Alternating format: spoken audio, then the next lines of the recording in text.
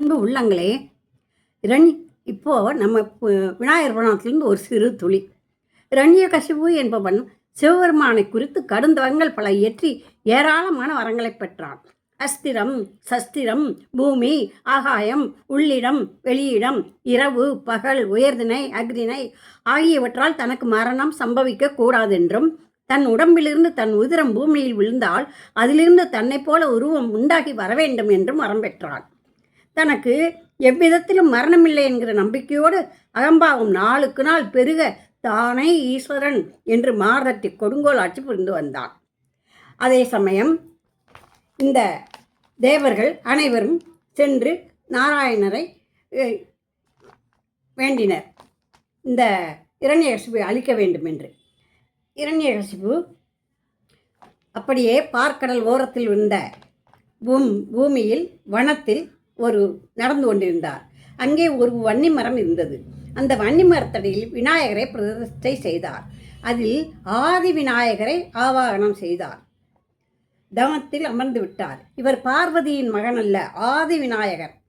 ஆதி விநாயகர் அவர் முன் தோன்றினார். நாராயணரே, என்ன வரம் வேண்டும் என்று கேட்டார். அந்த ஆதி விநாயகரை வணங்கி, ஐயனே, இரண்யகசிபுவை அழிக்க வேண்டும். அவன் வாங்கிய வரம் வித்தியாசமானது. அந்த வரம் உமக்கு தெரியுந்தல்லவா? அதுதான் எனக்கு குழப்பம். உம்மிடம் வந்தேன் என்றார். ஏன்? உயர்தினையும் அக்னினையும் இல்லாமல்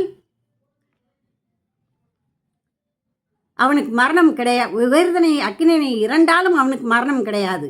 அதனால் நான் நரனும் இல்லாத பிராணியும் இல்லாத நரசிம்ம உருவத்தை நீ எடுத்துக்கொண்டு பகலும் இல்லாத இரவும் இல்லாத அந்தி நேரத்தில் உள்ளுமின்றி புறமுமின்றி வாசற்படியில் பூமியிலும் இல்லாமலும் ஆகாயத்திலும் இல்லாமல் உன் தொடையில் அந்த அசுரனை கிடத்தி அஸ்திரத்திலும் சேராத சஸ்திரத்திலும் சேராத உன் கூரிய நகங்களால் அவன் மார்பை கீறி பிளந்து அதில் இருந்து பெருகும் உதிரத்தை பூமியில் விழாது உறிஞ்சிவிடும்.